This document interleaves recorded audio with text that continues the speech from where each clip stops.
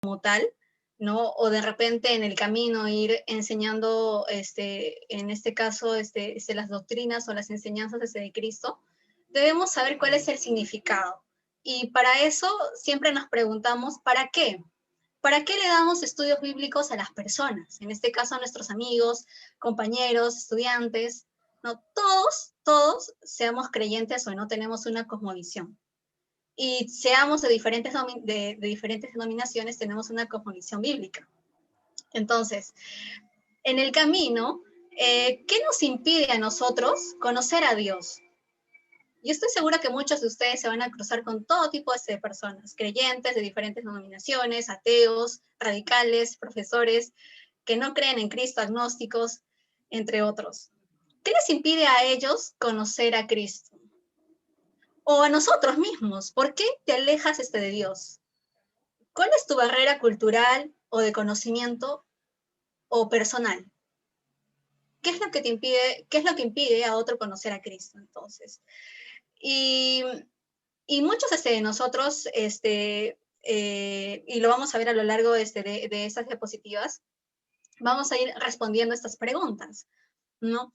¿Y qué es lo que le puede impedir a la otra persona que conozca acerca de Cristo? A veces muchos de nosotros creemos que es un tema meramente conocimiento. Y aún así conocemos a muchos ateos que saben más de Biblia que nosotros, inclusive. Pero, ¿qué los hizo volver ateos? ¿Qué los hizo desistir de el camino de conocer a Cristo? Y, y yo sé que ustedes conocen muchas experiencias. Y déjenme comentarles una experiencia que no está fuera de la realidad que vi en la película Dios no está muerto, donde ustedes seguramente habrán escuchado de un profesor que era totalmente ateo y había un estudiante que era cristiano y de alguna manera tuvo que defender su fe delante de todo el salón porque él no quería negar la existencia de Cristo. Creo que todos conocemos la película. Jairo. Creo que la emoción ganó. Bien, entonces conocemos un poco estoy explicando más o menos el escenario de cómo era la película. ¿Y qué había pasado con este profesor que era ateo? Al final del debate que hicieron el estudiante con el profesor en la universidad, el estudiante le dijo al profesor, pero profesor, ¿qué le hace impedir usted conocer a Dios? Y no era un tema conocimiento, no era un tema cultura, era un tema personal. ¿Qué había pasado? Porque él en algún momento había creído en Dios, pero él había pasado por una experiencia de que su mamá estaba a punto de morir, estaba enferma. Entonces, él llegó a la conclusión, yo he pedido tanto a Dios y no me ha escuchado mi petición. Por eso no creo en él. Entonces, tenemos que responder como estudiantes la verdadera interrogante. No lo que yo creo acerca de Dios o mis presuposiciones, sino la verdad, el trasfondo o la verdadera interrogante que estas personas tienen. Quizás más adelante les enseñamos sobre doctrina, el santuario, el juicio investigador, entre otros temas. Pero primero tenemos que ir al trasfondo. Entonces, y les van a hacer preguntas como estas, por ejemplo. Y si nos da tiempo, vamos a ver un poquito, porque aquí hemos creado también junto con Joseph un estudios bíblicos exclusivos solo para ateos, en donde tocamos las doctrinas de la Iglesia Adventista uno por uno. Pero ellos, mire, ¿qué te pueden preguntar? ¿Existe la posibilidad de demostrar que la Biblia es palabra de Dios sin que la Biblia la autovalide? ¿O cómo mantenían su relación con Dios los primeros personajes bíblicos sin Biblia? ¿Eso podría aplicarse ahora? Te van a preguntar también, aquí solamente para poner algunas preguntas, nada más. Te pueden preguntar también, a ver, vamos, aquí había resaltado algunas, pero mi internet me está fallando.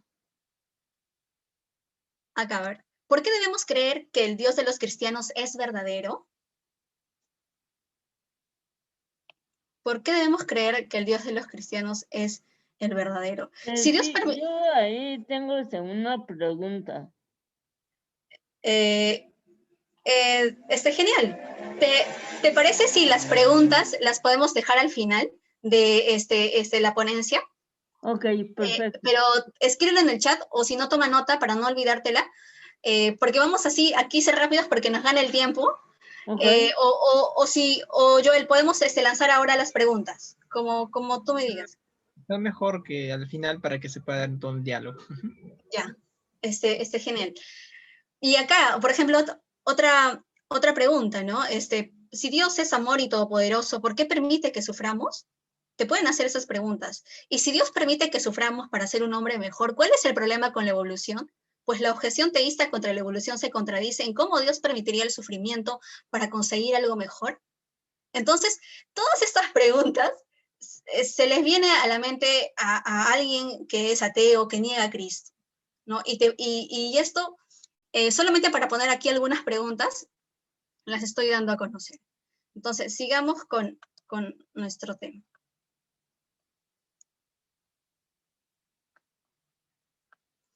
Y vamos a tocar estos temas a lo largo de este seminario, de esta parte, en el que nosotros, primero que nada, debemos tener en cuenta que una idea suelta puede ser una idea perdida fuera de contexto.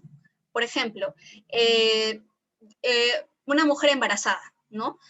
¿Qué pasa si viene alguien de otro planeta, ¿no? O sea, por ser ya muy exagerado, ¿no? Si viene un extraterrestre y ve que la mujer está con un dolor tan fuerte y hasta le sale sangre y va luego al hospital y ve que el doctor agarra una cuchilla para poder abrir y ve sangre y luego, o sea, ¿qué pasa si vemos solamente esa parte como que de dolor? Quizás esa persona diría, pero ¿qué le están haciendo daño? Está sufriendo, o sea, pero eso es lo que pensaría una persona, si vemos solamente ese escenario, ¿no? de la que hemos visto. Pero nosotros sabemos cuál es el trasfondo, que llega el momento de alegría o todo lo que pudo haber pasado a esta mujer al momento de concebir un hijo para recibir como que la felicidad en sus brazos de tener un hijo. Entonces, si no entendemos todo el escenario y el contexto, una idea suelta puede ser malentendida. Punto número 2. Debemos buscar en la persona una cosmovisión estructurada para que su fe tenga una razón de ser. Por ejemplo, en la vida de José. Creo que si tú y yo hubiéramos pasado desde la vida que tuvo José, hace rato que nos hubiéramos alejado de Dios. Pero ¿qué pasó con José? José fue vendido por sus hermanos. Tuvo sueños, Dios le había hablado a través de ellos, fue vendido, fue luego con los egipcios, y luego parecía que su vida iba bien, pero nuevamente fue a la cárcel por mucho tiempo, y al final, o sea, no sé si ahí como que nos damos un poco de cuenta, ¿no? José tenía una cosmovisión estructurada y su fe se mantenía firme. Entonces, esto es, de alguna manera, algunas cosas que creo que debemos tomar en cuenta al momento de dar estudios bíblicos. No solamente para ellos, sino también para nosotros. Y vamos a ver también en el punto 3, y aquí me va a ayudar Joseph. Ya hemos hablado de tener una cosmovisión sólida. El punto 2 que lo va a tocar él y el punto 3 de la verdad en correspondencia y coherente, y la cuadrícula 3, 4 y 5, que teóricamente sería cuadrícula 2, 3, 4, 5 y 6. Así que voy a darte el pase, Joseph, para que puedas explicar esto. Muchas gracias, Erika. Muy, muy buen preludio y muchas gracias por también hablar un poquito de mi testimonio. Después podemos conversar en extenso un poquito más acerca de ello. Pero ahora vamos a centrarnos en el tema. Como bien dijo Erika, lo principal cuando uno da un estudio bíblico es vencer las barreras que existen entre la persona que no sigue a Cristo y Cristo. Esas barreras pueden ser de diverso tipo. Y para que esas mismas ideas que nosotros les vamos dando, ese conocimiento, se pueda mantener a lo largo del tiempo, tiene que generarse al mismo tiempo una cosmovisión estructurada. De lo contrario, cuando yo le deje de dar estudios bíblicos a esa persona va a dejar de creer y simplemente nuestro trabajo habrá sido a medias. Entonces hay que tratar de hacerlo total y global. Y para eso nos hemos dado el trabajo de tratar de mostrarles cómo generar una cosmovisión en las personas. Entonces, lo primero es que vamos a buscar una cosmovisión. ¿Cómo buscamos esa cosmovisión? A través de la verdad. Y esta verdad tiene que ser correspondida de dos maneras, de manera coherente y de manera correspondida. ¿A qué yo voy con estos dos términos? De manera correspondida en que debe poder observarse lo que yo digo, y de manera coherente en el sentido de que tiene que haber una lógica entre lo que yo propongo y lo que yo observo. Por ejemplo, nosotros creemos en la dieta plana, y la dieta plana, si cualquier persona que la sigue con de manera rigurosa y siguiendo los lineamientos que nosotros sabemos, podría mostrar en la persona una mejoría en la salud de manera notable. El mundo de la nutrigenética, cuando yo busqué los estudios científicos que hay al respecto, es muy abundante y muy enriquecedor. Entonces es algo en lo cual nosotros podemos ver una correspondencia de verdad, que lo que nosotros decimos se corresponde con una realidad. Y eso es justamente a lo que nosotros estamos siendo detrás de la verdad. Porque la verdad, como dice la Biblia, nos hará libres. Y eso es lo que nosotros buscamos darle a las personas. Siempre tomando en consideración lo que ya hemos hablado antes. Ahora, pero ¿cuáles son las herramientas que vamos a utilizar para llegar a encontrar esa verdad de correspondencia y de coherencia? Y yo planteo 3 herramientas. Bueno, en realidad no es mía la técnica, pero la que estamos planteando acá para ustedes plantea estas 3 herramientas. Primero, que hay una consistencia lógica. Por ejemplo, yo no puedo decir, si yo estoy en la sierra, digamos que estoy en la ciudad de Huancayo, que mi lugar favorito de Huancayo es la playa. ¿Por qué? Porque había una incoherencia lógica, porque Huancayo no tiene playas, porque está en la sierra. Entonces, lo que yo digo, lo que yo afirmo acerca del Evangelio de Cristo o de toda la Biblia en general debe ser coherente una con otra, de tal manera que se pueda condecir con la verdad. También debe haber una adecuación empírica y esto se basa mucho a la correspondencia de verdad, en el sentido que yo debo poder observar lo que yo digo, lo que yo planteo, lo que yo afirmo, lo que yo esquematizo para tener mi cosmovisión, debe poder verse, observarse, palmarse a través de una experiencia propia o a través de una correlación lógica. Y el tercer punto es la relevancia experimental, la relevancia en la experiencia de la persona. ¿Por qué? Porque todos estos serían conceptos, y si es que solamente nos fuéramos por ese camino, terminaríamos siendo más al mundo de la ciencia que al mundo de la fe, pero todos estos conceptos no tienen ninguna validez para la persona si es que no tienen relevancia para mí. Por ejemplo, en el caso en el que ponía Erika del profesor ateo, el problema no era tanto cuánto conocimiento tenía, él tenía una consistencia lógica, él tenía una adecuación empírica, él había visto lo que había hecho una religión mal empleada a lo largo de la historia. Él sabía cómo esos razonamientos te llevan uno tras otro a malas consecuencias si no son bien enfocadas. Pero todo eso no le importaba de verdad al profesor. Lo que de verdad le importaba al profesor era lo tercero, la experiencia personal. La verdadera pregunta que él tenía era ¿por qué Dios me abandonó en ese momento de necesidad que yo más lo necesitaba? Cuando mi madre estuvo enferma, yo le oré con un corazón agradecido, conmovido para que mi madre no se fuera de mi lado. Y Dios no me hizo caso. Esa es la verdadera pregunta. Y esa es la experiencia personal. Y esa experiencia personal es la que nosotros tenemos que buscar absolver en la persona. Ver cuál es el punto dentro de todo lo que él cree y es como persona que le hace no creer en Cristo. O al contrario, cuáles son las experiencias dentro de su vida cristiana que son fuertes. Por ejemplo, puede ser que una persona sea de otra denominación o de otra religión y haya experimentado un hecho milagroso. Entonces, eso también es un hecho relevante para esa persona, es una experiencia personal, es una experiencia importante para su vida. Y nosotros tenemos que tener en consideración estas 3 herramientas para poder establecer una cosmovisión bien organizada. Adelante, por favor.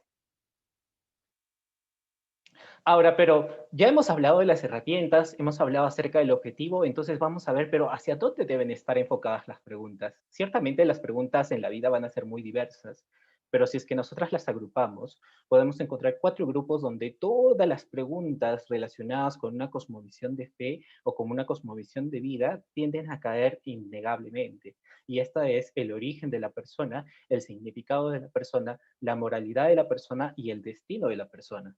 Veamos poco a poco. Primero hablemos del origen. ¿Por qué del origen? Porque es parte de nuestra identidad. Nos dice quiénes somos y por qué estamos acá.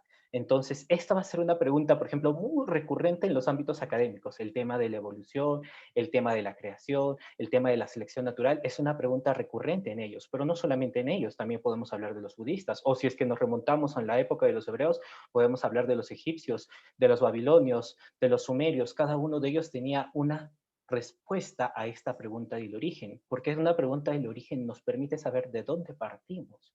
Y voy a coger una frase que le escuché ayer a Erika decir en Una Potencia, ¿no? Creo que el no olvidar de dónde venimos y nos permite al mismo tiempo no dejar de apreciar la gracia que tiene de Dios para ver hacia dónde nos lleva. Entonces, la pregunta del origen es muy importante y es una de las grandes preguntas que las personas tienen. La segunda es el significado. ¿Por qué el significado? Porque ¿qué soy yo acá? ¿Soy un mero ente que se mueve por inercia en la naturaleza o es que realmente tengo un objetivo de vida? Y si tengo un objetivo de vida, ¿cuál es el objetivo de vida? Y ciertamente, aunque las diferentes cosmovisiones tratan de responder a esta pregunta, las partes científicas también y la parte atea también. Y esto es lo que se llamaría en psicología la búsqueda de la personalidad. Saber quién soy yo, cuál es mi objetivo de vida, hacia dónde quiero caminar con las cosas que hago. El tercer tema que también es innegable y que es clave para el buen establecimiento de cualquier sociedad es la moralidad. Si tuviéramos una sociedad sin ley, viviríamos en un mundo de anarquía, donde todas las personas harían lo que quisieran. Y por eso es que es una de las preguntas fundamentales en esto, más aún en un tiempo en el que vivimos, que es un mundo de posverdad, donde cada persona tiende a tener su propia verdad y donde las personas se vuelven hasta frágiles, entre comillas, si es que tú transgredes eso. Entonces hay que ser al mismo tiempo muy cautos para saber cómo llegar a la persona, porque podríamos sin querer quebrarla. Y tampoco es el objetivo del Evangelio eso. Y el último es el destino. ¿Qué pasa después de la muerte? Tal vez es la pregunta más recurrente en todas las religiones del mundo. ¿Qué pasa después de la muerte? Y saber dar una respuesta adecuada a ello es también la clave para tener una cosmovisión bien estructurada. Adelante, por favor. ¿Y a qué nos va a llevar todo esto? Ya hemos hablado cuáles son las herramientas que voy a utilizar, el campo donde voy a utilizar estas herramientas, qué tipo de preguntas voy a responder. Anda, Y toma ahora agua vamos a allá ver afuera, cuáles son pues. las consecuencias de lo que yo estoy estudiando, las consecuencias que voy a generar en mi Llega la abuela estudiante. que te va a dar algo Y para yo que voy a comas. generar en mi estudiante una estructura por disciplinas bien marcadas, en las cuales nosotros vamos a terminar hablando de teología, Anda, vamos con a agua hablar adentro, anda. de física, Sirve. vamos a hablar de epistemología, vamos a hablar de ética y vamos a hablar de antropología. Todas estas ramas y disciplinas que se generan a través de absolver las dudas que la persona tiene van a ser las que van a sentar la base para que su fe sea sólida.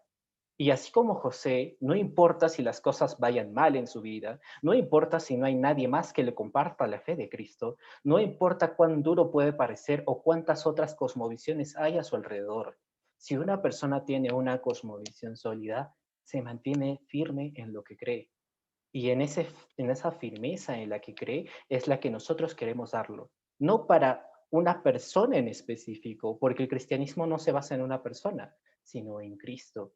Lo que nosotros queremos es que tenga una cosmovisión para con Dios, para que pueda seguirlo a Él, para que pueda amarlo y para que pueda conocer su gracia. Y para eso tenemos que buscar que las personas lleguen a esto, de tal manera que aunque frenten cualquier tormenta, se mantengan, como dice la Biblia, sobre la roca, firmes e inmovibles en aquello que ellos creen. Finalmente, algunas consideraciones al respecto de dar estos estudios bíblicos. Primero, tener en consideración que siempre debe haber una fuerte correspondencia al tener una cosmovisión. Las cosas que yo digo deben estar lógicamente armonizadas, yendo hacia un rumbo específico, poder tener todos estos criterios de manera que tengan una coherencia lógica. Lo segundo, que estaba diciéndolo junto con lo primero, ¿no? Este alto grado de coherencia lógica. Poder explicativo en lo que afirmas. ¿En qué sentido? En el que las cosas que tú vayas mencionándole a la persona que tú le vas dando un estudio bíblico, puedas enfocarlo de tal manera que él lo pueda entender. Si es que esta persona es un físico, háblale con física. Si esta persona es un budista, háblale con términos asiáticos. Si esta persona es un cristiano reformado, háblale a través de la reforma. Busca las herramientas para que tus pensamientos se puedan transmitir de manera eficaz hacia la persona a la que estás conversando. Porque simplemente si es que no hablan el mismo lenguaje, al final las ideas no se van a llegar a transmitir. Debes evitar los extremos, ni muy simple ni muy complejo. Esto también es importante. ¿Por qué? Porque si tú pones un pensamiento de manera muy compleja, vas a espantar a la persona que está recibiendo el estudio bíblico. Va a creer que eso es una suerte de otra materia. Y cuando uno busca una cosmovisión de vida, busca algo con lo que pueda caminar día tras día, algo con lo que se sienta cómodo. Y tampoco muy simple, porque si yo pongo la cosmovisión de una manera muy sencilla, vas a dar la impresión de que no es importante. Y si no es importante, no le van a tomar interés en lo que dice. más de una línea de evidencia, no solamente argumento, no un solo argumento, sino muchos, en el sentido en el que debemos poder enfocar un mismo problema desde diferentes ejes. Esto es muy clave, principalmente cuando tú das estudios teológicos a personas que son ateas. ¿Por qué? Porque siempre es bueno poner un ejemplo físico, un personaje no cristiano, y al mismo tiempo un pasaje de la Biblia. Eso le da mucha fortaleza a lo que tenemos. Y dentro de un mismo argumento también es interesante verlo. No usar un solo versículo, utilizar varios versículos de la Biblia, ver cómo ellos armonizan para defender tu posición de fe, o varios artículos científicos si fuera el caso, o varios estudios sociológicos, o varios ejemplos de personas. Buscar siempre más de una manera de poder llegar a resolver una sola pregunta. Capacidad para refutar posiciones contrarias. Eres capaz de liderar con perspectivas y cosmovisiones contrarias. ¿A qué se refiere esto? De que si tu fe está bien establecida, si tu cosmovisión está bien establecida, en el respeto de un diálogo alturado, siempre es posible conversar con otras personas. Y voy a hacer acá hincapié a lo que decía hace un rato de Ravi Zacarías. Él podía hablar con el musulmán más radical de la tierra, como con el creyente más fervoroso, con el ateo más estricto, como con el asiático más espiritual. ¿Y eso por qué? Porque él sabía en lo que él creía y lo mantenía estructurado, pero siempre en el respeto para poder entablar un diálogo. Yo recuerdo una vez que escuché algo de él, ¿no? Que él decía que se acababa de sentar con el, ay, se me va, con el califa, con el jefe de los musulmanes, más poderoso que estaba en Afganistán. Y estaban ahí conversando y él lo había invitado a su casa porque además de él ser una persona poderosa, él también era una persona muy rica, con mucho dinero y mucho poder adquisitivo. Y él había escuchado de él cuando había viajado a Europa para vender el petróleo. Así que quería tenerlo en su casa. Y él quería tener un debate teológico al respecto. Y él cuenta que después de unas largas conversaciones en las que hablaron acerca del Islam, el Torah, la Reforma, muchas cosas, se acercó Ravi y le dijo a él: yo sé que en muchas cosas, mi querido amigo, podemos discrepar, pero en algo los dos estamos seguros y en algo los dos estamos fijos. Y es que ambos somos hijos de Abraham. Y es que ambos descendemos de Abraham. Y hasta Abraham nuestras discrepancias teológicas no se han manifestado. Conversemos entonces de quién fue Abraham y por qué hizo las cosas que Dios le pidió. Dice que el califa en ese momento echó una carcajada tan fuerte que todo el séquito lo escuchó. Y dijo: bien has hablado, le dijo así. Bebamos pues. Ese acto de misericordia que te da la otra persona, al saber que la tratas con respeto, pero al mismo tiempo eres capaz de defender tu fe en respeto, es muy importante. Porque ahí es cuando realmente generas ese nexo, ese puente para poder escuchar. Sin eso no existe nada, amigos. Y esa es la última reflexión con la que quiero terminar, con esta frase que también es del ministerio de Ravi Zacarías. Como dicen, ayudando al creyente a pensar y al pensador a creer. Busquemos eso. Demos el evangelio de amor, demos el evangelio de Cristo.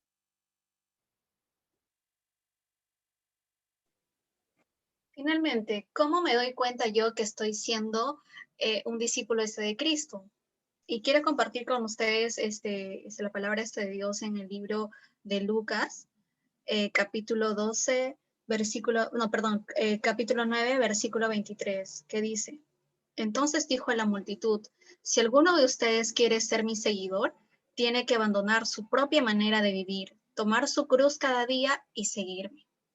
Acá hay tres aspectos importantes de un seguidor que vive conforme a quien sigue, en este caso, a Jesús. Y primero, ¿qué es lo que me dice?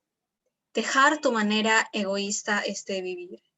No conforme a lo que yo pienso, a lo que yo deseo, a lo que yo creo o a lo que yo quiero, ¿no? No conforme a mí mismo, sino conforme a la voluntad de Dios. ¿Y cómo nosotros podemos conocer la voluntad de Dios? Y una de las muchas cosas en las que podemos conocer a Dios es a través de su palabra. Aquí podemos conocer el corazón de Jesucristo al estudiar sus evangelios.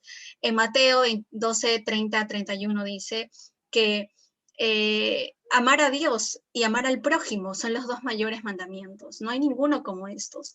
Entonces, se nos llama a nosotros a amar a Dios y amar también Y esto se ve reflejado amar hacia nuestro prójimo. Y si queremos hablar más acerca del amor, no solamente incluyen a Dios y al prójimo, también a los animales, inclusive a las cosas, en las formas en cómo las usamos. El punto 2 habla acerca de tomar su cruz cada día. No solo es dejar algo, sino tomar la forma en la que Cristo vivió. Y no dice una vez y de manera permanente, sino todos los días, cada día. Jesús no vino a buscar fama, a buscar posesiones, a buscar seguridad, a que lo halaguen. Jesús, aunque teniéndolo todo, dice que vino como hombre. ¿Para qué? Para servir, para dar en amor. Vino a entregarse en vida y muerte por amor a nosotros. Él busca que nosotros hagamos lo mismo, y es por eso que Él vino a dar su ejemplo. Él busca que nosotros cumplamos esa tarea, que cada día que a nosotros nos levantemos, nos humillemos delante de Dios, le digamos al Señor que no puedo por mis propias fuerzas. Si quiero tener esta vida con la que tú viniste aquí a mostrar, necesito de ti, necesito de tu espíritu, y ese espíritu se va a mostrar a las personas con las que te rodean en la universidad, en el trabajo. Entonces, queridos amigos, tenemos la tarea de cada día dejar nuestra manera egoísta de vivir y tomar su vida en nosotros. Y finalmente, este versículo nos menciona, sígueme, ¿verdad? Dejar nuestros sueños, nuestras posesiones, nuestras relaciones. Yo recuerdo inclusive que la Biblia decía, Señor, yo ya lo he cumplido todo, he hecho todo lo que tú has mandado. ¿Pero qué le dijo al joven rico? Deja todo y sígueme. Pero ¿cómo en la lógica humana podemos dejarlo todo? ¿Cómo? Si lo que yo voy a conseguir quizás de mis amigos o mi familia es rechazo. ¿Cómo podemos dejarlo todo entonces? Cuando nosotros entendemos el amor de Jesús en nosotros manifiesto en la cruz del Calvario y su resurrección de ser salvos, entonces ahí vamos a entender que vale más perderlo todo por ganar a Jesucristo, por tenerlo a Él. Entonces, no se trata solamente de que, qué bonito suena, no, sino de que es algo constante, es algo diario, es algo coherente, con consistencia en el que yo no solamente busco, leo la Biblia porque hoy me toca revivados el libro de Jeremías capítulo 30 o me toca Marcos capítulo 12, sino en respuesta a lo que Jesús hizo por mí en la cruz.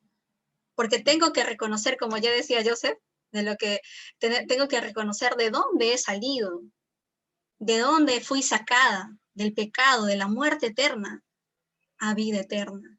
Ese es el mayor regalo que debemos de verdad agradecer al Señor Jesucristo de manera infinita. Esa es la respuesta por la cual entonces yo abro y estudio su palabra. Entonces ya no oro solamente para pedir y agradecer, sino también para escuchar su voz en respuesta a mi oración, porque la oración es comunicación. En no solo yo decirle a mi amigo, hola, hola,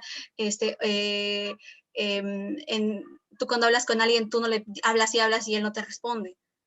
O sea, tú puedes preguntar, puedes pedir, puedes dar gracias, pero también recibes una respuesta. Y a veces cuando no vemos con los ojos de Jesús y cuando no escuchamos con los oídos de Él, no llegamos a escuchar su voz. Pero debemos confiar y creer en Él. En silencio, cuando estemos a solas con Dios, escuchar su voz.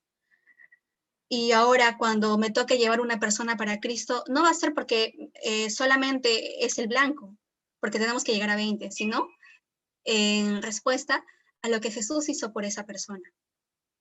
Y nuestra misión es justamente llevar el evangelio. Pero ¿por qué? Seguramente tú pensarás en el fin de los tiempos, ¿por qué, Señor, habrán perdidos y habrán salvos? ¿Por qué permites que otros perezcan? ¿Por qué, Señor, si tú lo puedes todo?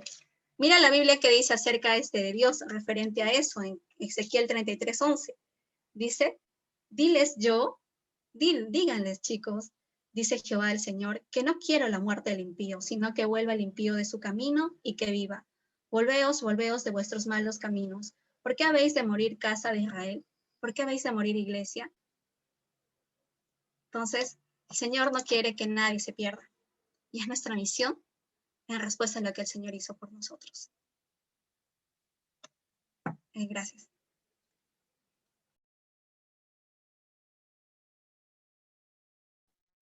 Muchas gracias, Erika, Joseph. Vamos ahora al pequeño espacio de las preguntas. Y bueno, pues si bien es cierto, algo que no pude mencionar bien era que ellos son miembros del SUGI también. Muchas gracias, Erika, otra vez. Muchas gracias, Joseph. Así que estaremos prestos para seguir comunicándonos con ustedes porque el tema que nos han traído es muy interesante porque se alinea mucho con lo que es las ponencias anteriores. Y bueno, vamos con las siguientes preguntas. A ver, a los que están colocando sus preguntas por el chat. A ver. Vamos a ver la primera, dice, ¿no? A ver, ratito. Ratito. Ya. La primera, dice, ¿no? Se observa que el evangelismo y los medios académicos tiene que ver con equilibrar el aspecto intelectual y espiritual. ¿Cómo ustedes logran ese equilibrio, sobre todo para no llegar a la hipocresía? ¿O qué sugerencias pueden dar sobre el caso? Yo comienzo con la respuesta y después Erika me complementa, ¿vale? Y Ya, yo voy a bien. hablar por mi carrera porque yo soy científico de formación, yo soy químico de formación. Entonces, ciertamente el mundo intelectual ha estado muy pegado a mí durante mucho tiempo y lo sigue estando porque es el lugar donde trabajo. Veamos, creo que lo primero que hay que hacer y decirle a las personas es que hay un gran mito, y el gran mito es que la ciencia se discrepa con la fe, y por eso es que pensamos que el aspecto intelectual discrepa con lo intelectual. Y no es verdad, es mentira. ¿Por qué? Porque cualquier buen científico sabe que hay cosas maravillosas en el universo que comienzan a hablar de la obra de Dios y que ninguna persona puede agarrar y terminar de explicar al 100%. A mí me gusta solo mencionar dos ejemplos que son bien claritos y que ningún científico tiene objeción al respecto. El primero es el famoso fine tuning. ¿Qué es el fine tuning? Es el alineamiento del universo. Cuando los científicos hablan acerca de cómo fue creado este universo, cuando los científicos buscan saber cómo funcionan las cosas, encuentran muchas leyes, muchas normas, etcétera, etcétera, pero encuentran constantes cosmológicas, unos pequeños valores que simplemente tienen un valor determinado. Nadie sabe por qué ese valor, solo saben que tiene ese valor. Más importante todavía, ese valor no es cualquiera, porque si cualquiera de esos valores, de estas constantes cosmológicas, se moviera siquiera una trillonésima parte, el mundo, todo el universo como lo conocemos, colapsaría, se destruiría, dejaría de existir. Eso a nosotros nos habla de una creación bien estructurada, de un universo que tiene una razón de ser. Y esto nos lleva a nosotros a ver que hay algo que yo no puedo explicar, que existe un mundo espiritual. Que los científicos lo quieran reconocer o no quieran reconocer va a depender de cada uno de ellos, pero cualquiera de ellos tiene que afirmarte que definitivamente no sabe por qué ese valor es el que es. Pero que si es que ese valor no fuera así, el universo se destruiría. Más poderoso aún, voy a coger a una de las personas más intelectuales del universo de nuestra historia, que era Albert Einstein. Y Albert Einstein dijo una frase que es bien famosa en él, que dice, si nosotros juntáramos todo el conocimiento, todo el intelecto que existe de todas las personas a lo largo de toda la historia, e inclusive de acá a 100 años, decía, juntamos todo ese conocimiento, no llegaría a representar ni siquiera el 1% de todo lo que hay por conocer. Ni siquiera el 1% de lo que hay por conocer. Ciertamente hay un mundo espiritual que es mucho más grande del que nosotros podemos saber y del que la ciencia puede conocer. Y hay un ejemplo y hay una experiencia que hizo un doctor japonés, no recuerdo el nombre, pero prometo buscarlo, que era muy bonito, que su experimento se llamaba el agua canda. Y él hizo un experimento dentro de sus ensayos, en el cual él tenía 2 botellas de agua. ¿Ya? Él llegó ahí por otra historia que algún día les contaré, pero básicamente el experimento que él realizó para demostrar espiritualidad es el siguiente. Había una botella a la cual le puso la palabra amor. y a otra botella que le puso la palabra odio. Las dos botellas eran de la misma empresa, la misma fecha de producción, el mismo envase. Y a una botella, cada vez que regresaba del trabajo y le había ido bien en el trabajo, agarraba y a la botella que le había puesto el título de amor, le contaba su día con alegría, con motivación, o tanto toda aquella felicidad que él había sentido en el trabajo.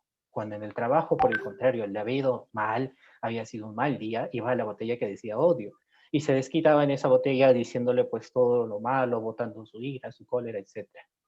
Al cabo de un par de meses de haber hecho este experimento, cogió las dos botellas envasadas tal cual, sin haberlas hecho nada más, solo abrirlas, y las puso a congelar para ver los cristales que formaban. Y en la botella que decía amor, los cristales eran bonitos, eran armoniosos, eran coherentes, eran perfectos. Y en la botella que decía odio, los cristales eran diversos, amorfos, sin lógica coherente, caóticos. El científico se emocionó tanto por lo que descubrió que volvió a repetir el experimento una vez más y encontró lo mismo, una segunda vez más y encontró lo mismo. Y cuando el científico publicó sus resultados, en un principio la comunidad científica se rió de él, porque pensaban que estaba loco y que estaba exagerando con los resultados. De este mismo experimento, del agua que canta, se han hecho varias réplicas con diversidad de variantes, y en todas se ha encontrado lo mismo, que aquellas cosas que son tratadas con amor se van hacia un mundo más armonioso, hacia un mundo más alegre, hacia un mundo más coherente, y aquellas que son tratadas en odio y en desesperación tienden al caos, a la destrucción, a la desorganización. Esto nos habla ya de por sí, desde el aspecto intelectual, un mundo espiritual. ¿Y cómo consigo ese equilibrio? Buscando, porque la mejor frase que Dios te puede dar es: la verdad los hará libres. Busquen en la ciencia y encontrarán una hermosa armonía con nuestra fe de ser. Erika, no sé si quieres complementar con algo. Sí, has dado un buen ejemplo que no me has dejado para mí chance de decir otro, pero voy a usar la Biblia para poder responder esta pregunta. Interesante, porque yo creo que aquí la pregunta está relacionada a que todo lo que estudio en la Biblia, todo lo que investigo, todos los artículos que leo, los libros y el aspecto espiritual, ¿no? ¿Dónde está? ¿No? Entonces, ¿cómo ustedes logran este equilibrio, sobre todo en no llegar a la hipocresía, ¿no? En saber tanto, que digamos, ¿no? Yo estoy diciendo un montón de cosas muy bonitas, pero ¿cómo saben ustedes que si soy o no hipócrita en mi vida?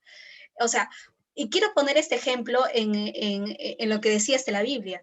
Por ejemplo, en Mateo 2, capítulo 3, no, perdón, sí, 2, 4 dice: y habiendo convocado a todos los principales sacerdotes escribas del pueblo, les preguntó dónde había de nacer el Cristo. Ellos les respondieron. Estamos hablando aquí de que los sabios del oriente habían venido para poder recibir a este gran rey. Mire de dónde, ¿ah? De dónde habían venido. Y Herodes, ¿a quién preguntó? A los más capos, a los escribas, a los principales sacerdotes, es como un Alberto Tin de ahora, un Alejandro Ullón, ¿no? Entonces, alguien que sepa bastante como que de Biblia. Y ellos respondieron y citaron a al profeta. Y tú, Belén, en la tierra de Judá, no eres más, y le respondieron. Y aquí ellos sabían que iba a venir un Mesías. Pero ¿qué pasa? No lo recibieron. ¿Por qué? No era un problema de conocimiento, sino era un problema del corazón. Y el único que lo recibió y lo reconoció, ¿quién fue? Simeón, ¿verdad? El único que recibió y que, y por fin pudo descansar en paz. Eso es lo que menciona la Biblia. Y yo creo que en nosotros también está eso, ¿no? ¿Qué es mejor? ¿Que yo te diga y te enseñe cuál es la palabra de Dios y esto, o que por revelación divina Él te diga las cosas? Solo eso lo vas a encontrar cuando medites en su palabra en silencio, enseñado a través del Espíritu. Que la cultura es divina, que lo que Jesús vio desde su Padre, tú también lo puedas ver y lo puedas hacer. Yo creo que ahí no va a haber hipocresía, ni incoherencia, ni inconsistencia. Muchas gracias, Erika. Ahora, con esta última pregunta, por lo menos dos en una, creo yo, porque el tiempo nos apremia, a lo mucho tenemos 3 minutos. Con estas preguntas, ¿cuán importante es esta frase que nos dice adoradores en espíritu, verdad? Prácticamente Dios busca adoradores en espíritu y en verdad. En cuestión de la evangelización y en cuestiones de la experiencia, ¿qué es la primera acción para evangelizar en una universidad o personas académicas? Cosa que debe ser fundamental y nunca olvidar.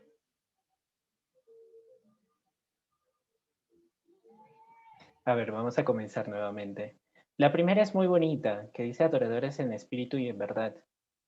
Y a mí me recuerda a otra parte de la Biblia, ¿no? Una parte donde los fariseos se acercaban a Jesús y le decían, ¿con qué autoridad haces esto? Le decían a Jesús. Y Jesús les recordó y les preguntó, ¿con qué autoridad Juan el Bautista hacía lo que hacía? Y ese diálogo, esa conversación inicial después llevó a decirles a ellos, ¿no? A los fariseos con tal poder y con tal autoridad les dijo, ¿no? En verdad les digo que esos prostitutas, esos publicanos y ladrones van delante de ustedes cuando se trata del reino de los cielos. Y eso obviamente es algo chocante. Estás diciéndome que aquellos que eran los más entendidos en la verdad estaban detrás de aquel ladrón o delincuente. Y Jesús mismo da la respuesta, porque dice, porque ellos escucharon a Juan y se arrepintieron y cambiaron su vida, pero ustedes, teniendo la verdad, no hacen nada. Dicen escuchar al Padre, pero no siguen sus caminos. Entonces, ¿cómo nosotros podemos, o qué tan importante es esto de ser adoradores en espíritu y en verdad? Pues que simplemente si es que nosotros no somos ese ejemplo del evangelio que transmitimos, la gente nos va a mirar con hipocresía. Si nuestro espíritu no está con Dios, ¿cómo podemos pretender darle a Dios al mundo? Nadie da de lo que no tiene, y de la abundancia del corazón habla la boca. ¿Qué está en tu corazón? ¿Cómo vives cada día? ¿Qué es lo que realmente muestras a las demás personas? Ciertamente creo yo que si es que tu espíritu no está con Dios, tú puedes tener la verdad absoluta, sí, la más grande de todas, y la gente no te escucharía. Profundo, Joseph, profundo. Estimada Erika, para responder, tal vez la última. La última pregunta, yo creo que no solo para evangelizar en la universidad, ¿no? O personas académicas, sino en todos lados. Es que siempre se nos ha enseñado a nosotros, quizás inclusive en las universidades, que debemos educar o enseñar o dar nuestra primera acción en el conocimiento, en el saber, en el hacer y en el ser. Pero Jesús cambió todo eso. El primero era y fue acepto por el Padre. Entonces nosotros no debemos esperar un ministerio, debemos ya ser aceptos por el Padre. O sea, debemos ser, o sea, primero cultivar el corazón, para posteriormente, naturalmente, nuestras acciones digan por ella. Y finalmente, este conocimiento que nosotros ganamos en la experiencia que tenemos con Cristo, en entendimiento y sabiduría, entonces vamos a ir, su revelación va a ir en aumento en nuestra vida, en nuestra mente. Entonces, yo creo que la primera acción que debemos para evangelizar es primero cultivar el corazón, como ya lo mencionábamos a través de su palabra, ¿no? Y yo creo que por ahí va. Yo inclusive recuerdo una amiga en la universidad que ella no era cristiana, ni siquiera, pero le gustaba bastante estos temas espirituales, de filosofía, un poco de esto y de otro. Y sin ser cristiana, ella llamaba como que mucho la atención en la manera de hablar, porque además de saber, su corazón era puro. Entonces, y además de enseñarnos algunos temas que no sabíamos sobre temas de filosofía, porque nos explicaba, también todos estaban como que alrededor de ella, ¿no? Entonces, no solamente era que sabía mucho, sino también su forma de ser. Era una persona tranquila, era una persona que era muy aplicada. Entonces, es eso, ¿no? Es eso que creo que nuestra acción de evangelizar viene de primero parte de lo que nosotros reflejamos y qué es lo que somos. Y eso a través del espíritu, como ya se había mencionado. A través del espíritu vamos a cambiar nuestro corazón, nuestra forma de ser. Muchas gracias, Erika. Y creo que el mensaje es preciso para el contexto en el que estamos. Gracias, amiga. Estimados, muchas gracias. Y creo yo que seguiremos pasando con la ponencia. Muy agradecidos de parte del Ministerio Universitario aquí en la Misión Peruana Central Sur. Y esperamos seguir a través de Kevin contactándonos con ustedes, tal vez para algunos temas específicos. Así que muchas gracias, Joseph. Muchas gracias, Erika. Bueno, Paola, muy buenas tardes. Yo creo que las preguntas han sido muy aclaradoras. Buenas tardes, amigos. Bueno, una bienvenida nuevamente a los que nos están acompañando, para aquellos que se han integrado nuevamente con nosotros. Y bueno, vamos a continuar con el servicio voluntario adventista. Vamos a seguir aprendiendo un poco más sobre